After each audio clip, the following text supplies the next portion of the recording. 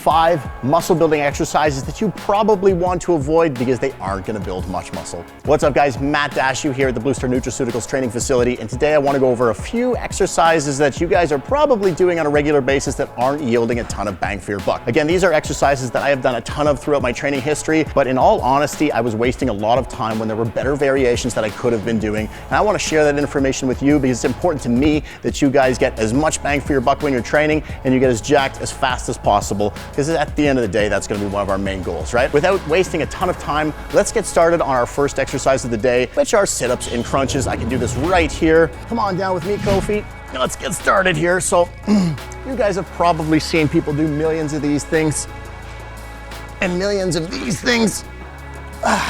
And frankly, these exercises are just not a fantastic use of your time if you're trying to build muscle, okay? They can be great exercises, they can be good for fine tuning and chiseling, they can be sport specific, that kind of stuff, but if I'm looking to get gains fast, these guys aren't gonna be good. On top of that, doing a lot of this type of stuff over and over again, if I'm not using good form and I haven't dialed in some of my isometric exercises, my planks and whatnot, are gonna probably end up just hurting my low back over time. So I'm not saying never do these things, but if you're looking for muscle building benefits, these aren't the best exercises you can be doing. Well, what are some better variations? In all honesty, I don't hate the crunch. I really like the crunch, but if I'm going to do it, I'm not gonna do 1,000 reps like this. I'm gonna hold weight over my head and I'm gonna add time under tension. So I will hold that weight, I'm gonna drive it straight up towards the ceiling. I'm gonna hold for a 3 count, come back down, keeping that time under tension, keeping that tension on the muscle, lots of time under tension. I'm not gonna relax the muscle at the bottom. I'm gonna keep it contracted while I go into the next rep. Doing that for more about 10 to 15 repetitions, 3-second squeeze the top, 3-second descent, maintaining tension, much better option than a traditional crunch. So that's one variation. You can always do things like loaded carries. You can always do things like different rotational types of movements. As a general rule, if I'm gonna do a crunch, I wanna keep it loaded. If I'm gonna do a sit-up, I wanna do a decline. I wanna add resistance where I can, make sure I'm keeping lots of tension on the muscle, and make sure I'm getting that bang for my buck. On to exercise number 2. Okay. All right, exercise number 2 that you want to avoid if you're trying to gain muscle mass is bicep curls with momentum, okay? I love the bicep curl. I've probably done millions of bicep curls if I'm being honest, but one of the worst possible ways you can do them is by doing all of the work with your lower body. There is a time and a place for a little bit of momentum, but through the entire rep range and the entire set is not one of those. If you want to make this an effective exercise, it's better to lower the weight down. See, I was doing 80 pounds there, which looks cool to myself, but not anyone else, let's be honest. I could cut that weight in half.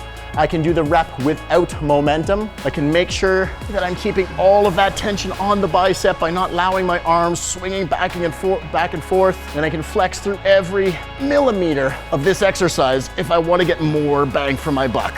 All right, now this is a super easy one to do wrong, but it's a super easy one to do right, and it's gonna make a massive difference, guys. Again, don't waste your time using momentum. It doesn't really look cool. You're not getting any bang for your buck. Your arms are certainly not gonna grow. There's a good chance it's just gonna hurt your back. So take the momentum out, keep the elbow in line with the shoulder. At the top, the elbow can come forward a little bit, and if you're gonna cheat, I don't mind, use a little bit of cheat on the last couple reps, but make the negatives count. If you're gonna do it just to get reps, just don't even bother. Just throw it to the side. Don't ego lift, okay? If you're gonna cheat, make sure you're making the negatives count. That's what they're there for.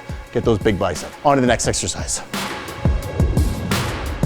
Okay guys, so you guys are gonna wanna string me up for this one for sure, but I gotta be honest with you. Dumbbell flies, if done incorrectly, can be a massive waste of time, and on top of that, you can really hurt your shoulders, okay? I'm gonna say this is probably one of my least favorite fly variations to do, but I'm gonna show you the wrong way to do them, and I'm gonna show you the right way to do them to make them more effective and give you a couple other better options, okay? A couple of things I see people doing wrong when they're doing flies that really make them ineffective or potentially injurious. So here, again, so gravity is going to be working against us, but only once we get the hands no longer stacked over the shoulders. So I'm cutting out the top range of motion. I'm not going to get a ton of bang for my buck. The other thing here, as I'm coming down, I see a lot of people keep their arms super straight. Now, the pec itself is attached to the arm bone, which means that as long as the arm bone goes down to full range of motion, I don't need to keep the arm straight in order to get more range of motion and more pressure on that pec. Now, I might put more pressure on that pec, but I'm also gonna crank the bicep tendon, and there's a good chance I could tear something or injure something. So if I wanna do this exercise properly, as I'm coming down, I want to allow my arms to bend. I'm going to take pressure off of that bicep tendon, still get a nice full range of motion. And as I fly and drive the weight up, I'm going to extend the arms and squeeze at the top for a nice full contraction. Now, that being said, this exercise can still be bad for the shoulders if you've got a pre-existing shoulder issue. I'm gonna set these down here and show you why. So the way this is working is that essentially the bench is acting like a force pushing upwards on my body. The weight obviously is acting like a force pushing down on the body. If I'm looking at the shoulder joint, if my body's getting pushed up and my arm is getting pushed down, essentially what's happening is the humerus, the arm bone here, is getting cranked forward inside that shoulder socket. So if you're one of those people that find that flies are really bothering your shoulders, it could be for one of a couple reasons. For one, you're keeping your arms too straight and you're pinching a bicep tendon. For two, you've already got a pre-existing issue. And by doing this, what you're doing is you're really driving that humeral head forward inside the shoulder joint. So those modifications that I just showed you will probably help, but another modification that you can do that I personally prefer is do them on the cable machine. Let's go over here real quick. Now you can do this single variation, you can do a single arm, you can do a two arm. I've got one handle here, so very quickly I'm gonna do a single arm variation. You can change angles here. So you can come down to work the lower pec, you can go straight across to work the mid pec, you can come from low to high to work the upper pec. But the big thing here is that you don't have a bench on you cranking your body forward while the weight is pulling you backward. I can do all sorts of different variations here. The thing I really like about this too is I'm gonna have constant tension from that cable all the way through the range of motion. And if I want, I can go past the center line. With the dumbbell fly, at the end of the rep, I'm always gonna end up having to stop here. The pec is gonna reach its full contraction about 45 to 55 degrees past that 0 degree line. So with cables, I can cross right over, I can rotate my hands, I'm gonna have constant tension through the entire range of motion, and I'm not gonna have that pressure pushing on my shoulder, potentially causing more injury. That's that, guys. Please don't string me up, but I gotta tell you, cable flies are a better variation than dumbbell flies. On to the next.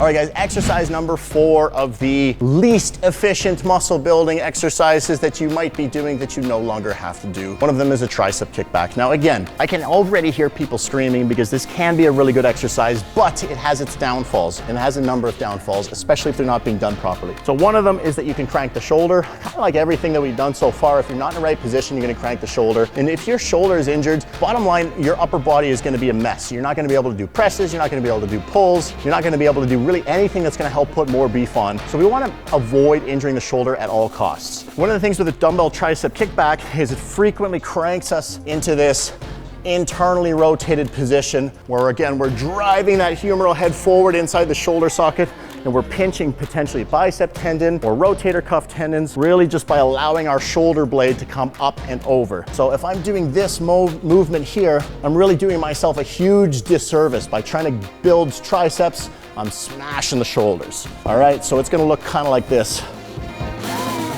Now I'm overemphasizing that a little bit to make it look extra ugly, but I wanna make sure that you guys kind of see what's going wrong here.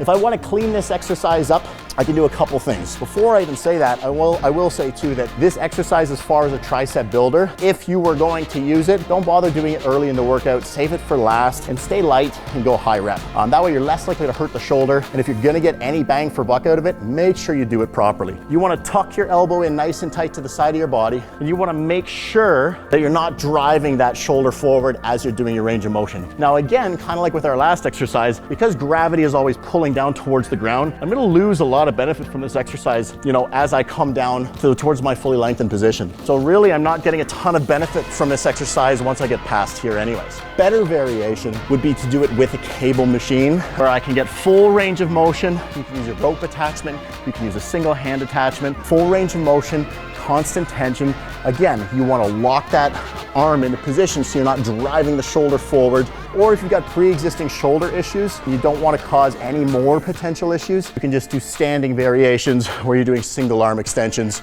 normal tricep extensions with an easy bar or a straight bar, reverse grip tricep extensions. All of those variations are going to give you a lot more bang for your buck than a dumbbell kickback. Name of the game here is you guys putting on muscle as fast as possible and wasting the least amount of time in the gym. So you might as well cut this exercise out because frankly, it's a bit of a waste of time. On to the next.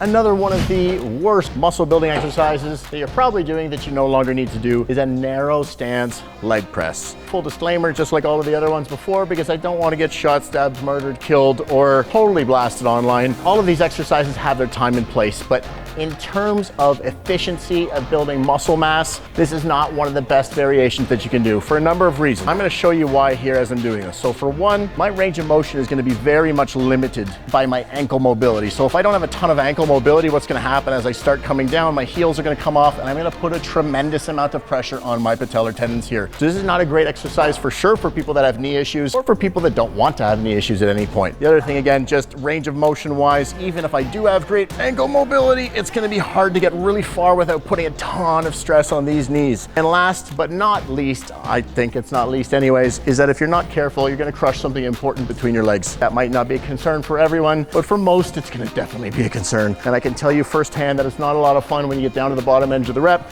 you fire your adductors, and you know, the general gets injured to the point where he can no longer take or give orders anymore. There's different variations you can do here. You can stick to your compound movements like your squats, like your lunges, all those types of different lunge variations. You do forward lunges, split squats, reverse lunges, or you can just change your foot positioning on the leg press. So you can go out a little bit wider, so you're less likely to crush anything important. You'll get better range of motion as a result because your knees can come out, so you can keep them over top of your ankles, or you can put your feet a little bit higher up on the platform. This is going to work the posterior chain a little bit more, again, allow you to increase range of motion while decreasing stress on the knee. And then you can always change the angle of your feet ever so slightly too. So if you're trying to hit a little bit more of the outside or the inside, you can change your foot angle. I won't get too much into that, but the main thing here is that we want to reduce the amount of pressure we're putting on the knees. We want to make sure that we get as much bang for buck as possible. All right, guys, that's it for exercise number 5. I think I crushed my